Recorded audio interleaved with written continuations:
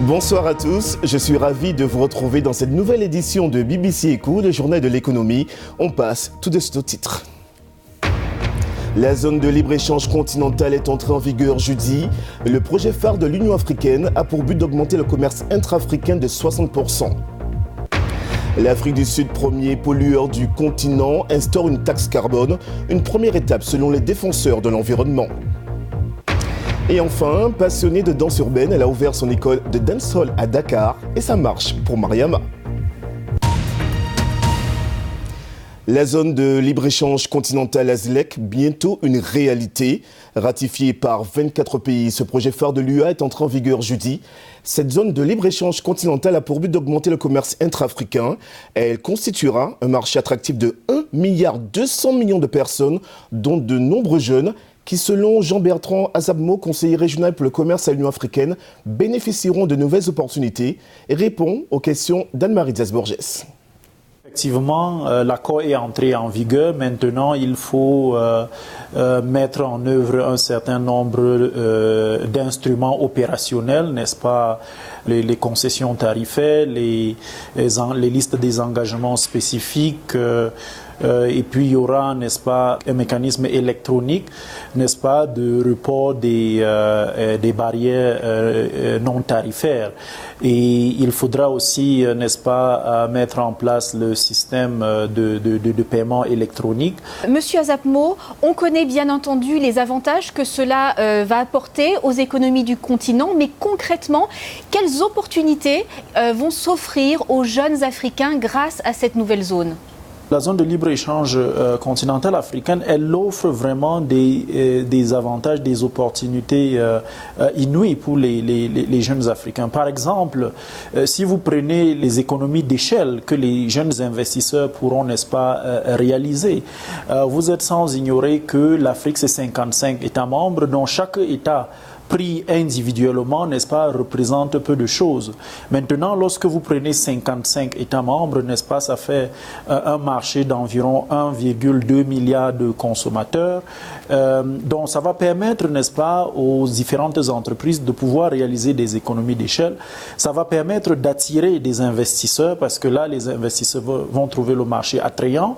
Ils pourront venir, n'est-ce pas, s'installer et cela va créer des emplois pour les jeunes Africains. Créer une zone continentale économique, ça a pris une 50aine d'années pour l'Europe. Est-ce que le calendrier de l'Union africaine est réaliste ? Nous ne pensons pas nécessairement que les délais sont irréalistes. Au contraire, la zone de libre-échange continentale africaine, elle aurait dû être mise en place un peu plus tôt. Vous avez les communautés économiques régionales qui ont fait un certain nombre de progrès, dont il est simplement question de s'appuyer sur les acquis de ces communautés économiques régionales et d'avancer. Et comme je dis, il y a une dynamique nouvelle, n'est-ce pas, sur le continent qui fait, n'est-ce pas, que nous sommes confiants que, n'est-ce pas, on pourra, n'est-ce pas, parvenir à respecter les différents délais. L'Afrique du Sud est la première puissance industrielle du continent. Sans surprise, elle est en tête des pays pollueurs d'Afrique, 14e au rang mondial selon Greenpeace. Le président Cyril Ramaphosa a promulgué une loi sur la taxe carbone, une première sur le continent. Après une longue attente, l'Afrique du Sud se dote finalement d'une taxe carbone. À partir de la semaine prochaine, les entreprises polluantes devront s'affranchir de 120 rands, soit 7,40 € par tonne de CO2 émise. Puis à compter de 2022, le montant évoluera avec l'inflation. Le changement climatique représente l'un des plus grands défis auxquels est confrontée l'espèce humaine. Et l'objectif premier de la taxe carbone est de réduire les émissions de gaz à effet de serre d'une façon viable. Une décision qui divise les défenseurs de l'environnement. Est-ce que c'est le signe d'une volonté environnementale forte de la part du président Cyril Ramaphosa ? Nous ne pensons pas. Nous pensons que c'est une première étape. Pour faire face à la crise qui nous menace, nous pensons qu'il faut prendre des mesures bien plus fortes et ambitieuses que cette loi sur la taxe carbone. L'idée d'instaurer une taxe carbone en Afrique du Sud n'est pas nouvelle, puisque cette loi avait été initiée en 2010. Mais elle a été longtemps repoussée suite à la pression des entreprises minières et métallurgiques. Parmi elles, la compagnie nationale d'électricité Eskom avait aussi brandi la menace d'une hausse des prix, alors que sa production repose essentiellement sur le charbon. Eskom, comme les entreprises minières, les métallurgistes, voient en effet des mauvais œils l'arrivée de cette fiscalité écologique susceptible d'éroder leurs bénéfices et de pousser à la hausse les prix de l'électricité.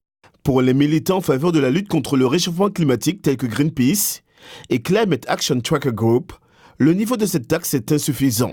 Greenpeace s'inquiète du fait que la taxe carbone ne soit pas fixée à un niveau suffisant pour inciter efficacement les entreprises à délaisser les énergies fossiles. Et pourtant, cette nouvelle loi a été saluée par d'autres organisations de défense de l'environnement, comme le Fonds mondial pour la nature, WWF, qui accueille une première étape significative. On estime que les oxydes d'azote, y compris le NO2, causent des milliers de décès prématurés dans le monde chaque année. Selon l'OMS, ces gaz aggravent les symptômes d'asthme et de bronchite et sont liés aux maladies cardiovasculaires et respiratoires. Le reste de l'actualité économique de la semaine, en bref et en images. Le Soudan perturbé par une grève générale de 2 jours cette semaine. Les fonctionnaires employés des banques et d'entreprises du privé avaient répondu à l'appel. Objectif, accroître la pression sur l'armée qui refuse de transférer le pouvoir aux civils plus de 6 semaines après l'éviction d'Omar El-Béchir. Le groupe Bolloré est poursuivi en justice pour l'huile de palme au Cameroun. 10 ONG et syndicats ont assigné en justice en France l'entreprise. Ils exigent l'amélioration des conditions de vie et de travail dans les plantations d'huile de palme de la Soca Palme. Selon ces ONG, Bolloré n'aurait pas honoré des engagements pris en 2013. Et puis, saviez-vous que la capitale du cheveu africain était chinoise? La ville de Xuchang abrite une industrie de la perruque et de l'extension capillaire qui pèse plus d'1 milliard de dollars. Et le premier bénéficiaire, c'est l'Afrique, où est exporté 37% de sa production. Un projet de fusion qui fait couler beaucoup d'encre cette semaine en France, celui annoncé dans l'automobile par Renault et Fiat. Le gouvernement français est d'accord à condition de préserver l'emploi en France. Ce mariage donnerait naissance à un nouveau géant du secteur dans une industrie en plein bouleversement. Explication, Olivier Weber. L'industrie automobile mondiale est en crise. Pour y survivre, les constructeurs sont convaincus qu'ils doivent atteindre la taille critique. Mariés, Fiat Chrysler et Renault donneraient naissance au numéro 3 mondial du secteur, derrière Volkswagen et Toyota. Le nouveau groupe aurait des ventes annuelles de 8,7 millions de véhicules. L'industrie automobile traverse de grands bouleversements. Fiat est né il y a 120 ans, Renault aussi. Ma famille est associée à cette industrie depuis ses débuts. Nous avons de nombreux défis devant nous, mais nous sommes confiants car il y a beaucoup d'opportunités. Parmi les défis, une conjoncture mondiale difficile, avec notamment un net repli du marché chinois. Les constructeurs cherchent aussi à joindre leurs forces pour réaliser les investissements colossaux dans les nouvelles technologies, les voitures électriques, connectées ou autonomes. Mais la fusion Fiat-Renault est aussi une affaire politique. Les États français et italiens sont actionnaires. En Italie, le vice-premier ministre Matteo Salvini a salué l'opération. En France, le gouvernement donne également sa bénédiction à condition que l'emploi soit protégé dans l'Hexagone. 4 garanties. La première, l'emploi industriel et les sites industriels. J'ai dit très clairement au président de Renault, Jean-Dominique Sénard, que c'était la première des garanties que je lui demandais dans l'ouverture de ces négociations avec Fiat. Les syndicats français, eux, sont méfiants. L'État qui verrait sa participation diminuer dans cette future structure qui passerait donc de 15% à 7,5%. Ce qui veut dire que l'État n'aurait plus de possibilité de pouvoir jouer ou de donner tout simplement une opposition à des projets qui seraient contraires à l'intérêt de Renault en France, de ses emplois. Les négociations se poursuivront pendant les prochaines semaines. Si cette fusion se concrétise, cela pourrait requérir plus d'1 an. Et direction le Sénégal pour cette success story. Elle s'appelle Mariama. Elle est passionnée de danse depuis sa plus tendre enfance et a décidé de partager sa passion avec les Dakarois. Partons ensemble dans la capitale sénégalaise pour découvrir son centre de danse et le secret derrière sa réussite. Un reportage de nos confrères de Kacheko. La danse est avant tout un moyen qu'on utilise pour se réapproprier son corps, se réapproprier ses émotions. Le centre de dancehall, en fait, on va dire c'est un peu par accident que je l'ai créé. En réalité, donc moi j'ai toujours dansé par passion et non pour en faire un métier. Et lorsque je suis allée faire mes études supérieures à l'étranger, j'ai toujours eu une structure en fait pour m'accueillir, pour danser à la fin d'une journée. Et de retour de mes études au Sénégal, je me suis rendu compte que pour les personnes comme moi qui aiment la danse urbaine, donc le hip-hop, l'afro-urbain, la dancehall, etc., il n'y avait absolument aucun endroit où on pouvait s'exprimer.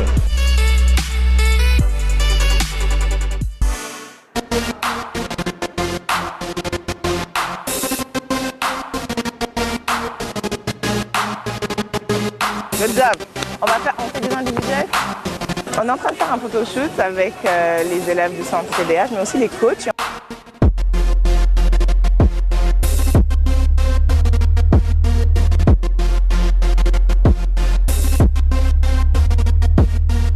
Aujourd'hui, dans la plupart des pays du monde, on se rend compte que l'industrie du spectacle est génératrice de revenus. Mais pour gérer un spectacle, il faut des hommes et des femmes qui vont tenir, on va dire, toutes les pièces du puzzle. Alors aujourd'hui, il y a un gros moyen d'impacter l'économie de ce pays-là à travers l'industrie du spectacle. Pour moi, c'est important qu'on puisse faire un spectacle avec nos élèves tous les 2 ans d'abord parce qu'on est un centre de danse et qu'il est important de restituer ce que toutes les personnes qui viennent là apprennent. Pour moi, passer sur scène à un moment donné, en fait, c'est aussi une étape fondamentale pour avoir confiance en soi, pour se libérer, pour incarner cette danse-là au-delà de ce qu'on fait dans les studios. Cette année, notre thématique Savage, c'était vraiment ça. Savage dans le sens de féroce, de avoir confiance en soi, être sûr de soi, de ce que l'on fait.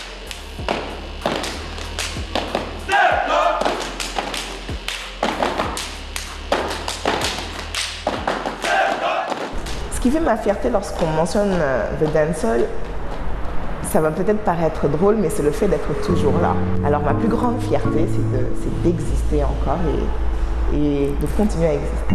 À mon avis, les clés du succès d'un projet entrepreneurial, d'abord, c'est de bien penser ce projet-là. La deuxième clé du succès, ça va être de s'entourer des bonnes personnes. Ce sont les hommes avec un grand H qui mènent et qui tiennent les entreprises. C'est également eux qui vont vous payer. Et la troisième clé du succès, c'est de savoir prendre du recul quand plus rien ne va, ne pas directement mettre la clé sous la porte. 1 journée, 2 journées, 1 mois d'arrêt, peut-être plus, mais c'est toujours se reposer pour mieux revenir. Et c'est comme ça que je fais. Après la danse, on referme cette édition de BBC Echo avec la rubrique des nouvelles technologies. Au sommaire de Click, notamment un taxi volant et les déboires de Facebook. Click vous est présenté cette semaine par Claire René-Menzi.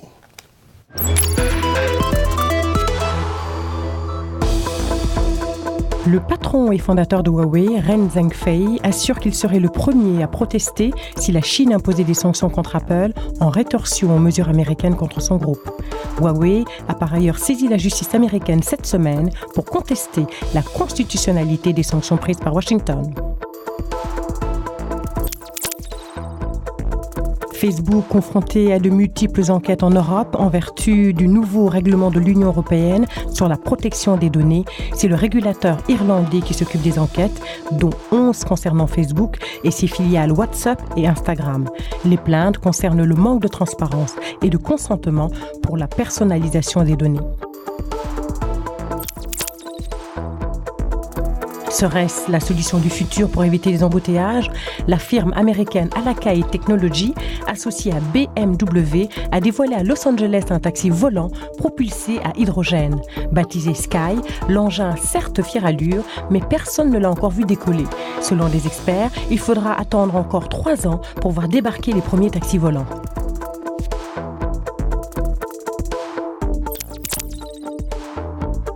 Enfin, le premier robot cueilleur de framboises s'est mis au travail au Royaume-Uni. Robocrop a été conçu pour pallier à la pénurie de travailleurs saisonniers. Son fabricant assure qu'il sera bientôt capable de récolter 25 000 framboises par jour, soit près du double d'un humain.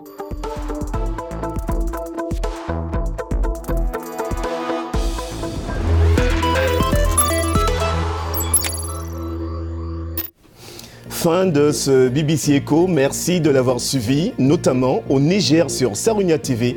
Bonne soirée à tous.